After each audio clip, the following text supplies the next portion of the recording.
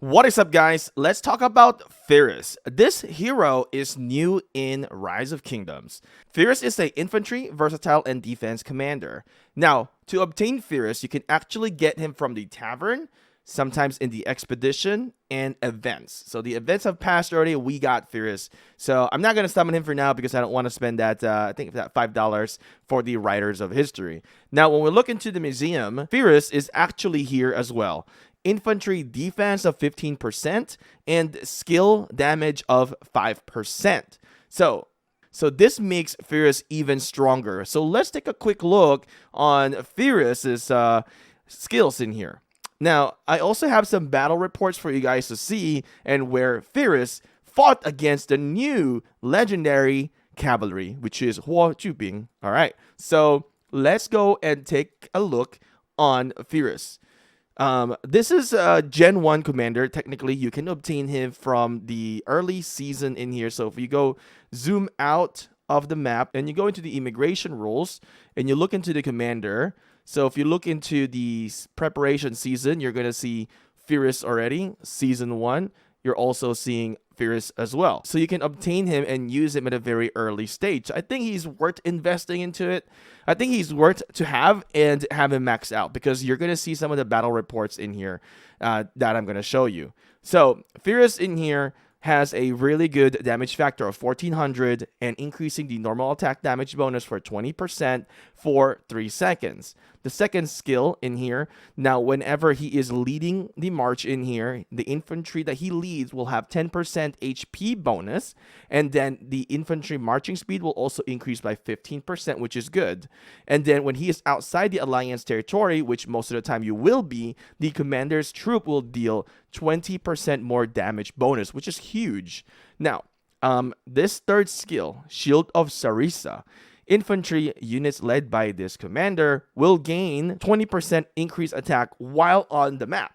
All right, really good. And then you also get some shield factor in here. Whenever your troop launches an attack, it has a 10% chance to gain 500 shield factor for 3 seconds. This is very, very good for a Gen 1 commander in Rise of Kingdoms. This commander troops takes 20% skill damage reduction, which is really good. Damage bonus increase in here by 10%. If shield is active, their troops deal 10% more damage also, which is huge. Now, the expertise skill here is a passive skill, is a new skill. Whenever this commander troops is hit with a normal attack, which typically is going to happen, especially if you're getting swarmed, it has a 10% chance to reduce the attack by 30% for 3 seconds. That's a lot of reduction there, honestly. So, Pyrrhus is really good. The combinations that I would think of right off the bat is going to be Charles Martel. With that shield, counterattack, marching speed, I think it's just perfect. I believe Martel would be the perfect combo from the early stages to use Pyrrhus. Another combos that you can do is, you can also try to use Guan Yu, but I did some tests in here. It didn't really turn out very well. You can do Alexander is another option. Now, here's the thing, though. In the early stages, most of you guys will have the option of trying to get Richard. Maybe with Pyrrhus being released, you might want to skip on working on Richard.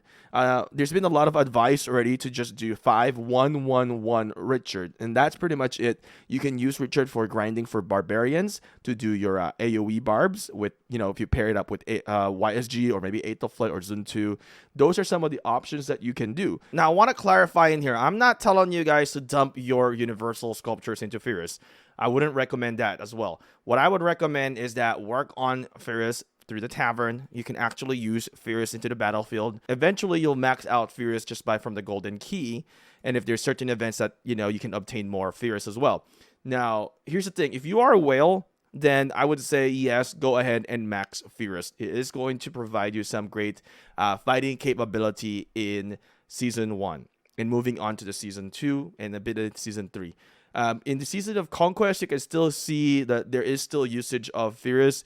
I'll show you some battle report in here as well. Just remember, there are more infantries that are going to come out as well into the succeeding season. So when you're investing, you might want to consider on investing also looking into a Season of Conquest, commanders in here. Although, one thing that I will mention to you is that Pyrrhus is pretty good because he's able to defeat, take a listen to this, he is able to defeat Nevsky and Joan, and I'm going to show you this real quick. Now, the question right now, is Pyrrhus a priority infantry or a meta, infantry? I would say no, it is not. All right, it's something that you can obtain for free from the gold chest, max it out. Whales can get it, max out in the early stage, can have some potential impact, but it is definitely not, I want to repeat this, it's not a main priority infantry. All right, so let's take a look into the battle reports that we got. This report in here did not have any museum buff. So you can see just maybe for a Gen 1 situation, Pyrrhus Martel, Martel and Richard 1, significant impact from the healing from Richard. Let's take a look into the second report that we tested, Pyrrhus and Charles Martel, beating up the Minamoto and Tao Tao. Minamoto is a commander that you have to buy and spend, so just pointing out that, but they are both also peacekeeping commanders in here. So huge loss of skill as well. As you can see, Pyrrhus and Charles Martel able to defeat the cavalry. And remember, infantry do counter cavs as well. So it reflects into this battle report. The next report that we did is Pyrrhus and Charles Martel. Tutmos and YSG able to defeat the infantry, which is what we should expect from archers. They did really well in here with the Tutmos and YSG. I think Tutmos being introduced into the game is a game changer in Season 1. All right, so let's take a look into the next one in here. I think this is the same one, right? That one's 25. Oh, this one, I think we did some changes. What did I do? Oh, no, never mind. All right, so this one is Pyrrhus and Martel, or Martel and Pyrrhus. So in this one, we kind of determined that Martel leading is actually better than Pyrrhus leading. So I believe in here, the biggest difference is there's a little bit of a probability as well. But for the most part, I believe it's coming off the Martel's shield being procted early. So if you guys have any other opinions, please formulate your conclusion into this as well, and let me know in the comments section. The next one, we got Guan Yu and Pyrrhus. Huge loss in here by Huo Chuping. Alexander Nevsky as a secondary in here. So that's very interesting, right? Guan Yu and Pyrrhus unable to provide into the battle in here. Next one, we did a Charles Martel and Pyrrhus. Did not do good as well. As you can see, Huo Chuping and Alexander again won. In here, we can see the severely wounded is 29,000 on Guan Yu and Pyrrhus. And then here, you can see 26,000. I believe I have turned on the museum buff in these battle reports. When you were seeing Gen 1 commanders, I did not turn on the museum buff. So that's something to consider in here. And to the last report in here, you can see Charles Martel and Pyrrhus able to defeat the Alexander and Nevsky combination. Although they weren't able to defeat Huo Chuping battle in here. They lost. So huge loss onto the new cavalry commander in Rise of Kingdoms. But definitely defeated the Alexander and Joan of Arc in here. So 45,000 remaining onto the troop that Charles Martel and Pyrrhus have led. So as I mentioned into the video, is that Pyrrhus is not a priority commander in Rise of Kingdoms, but it has some value in the game. It is definitely not weak. Being able to defeat a Nevsky and Joan, which is a very, very good, open field commander, it tells you something that Pyrrhus is not extremely bad.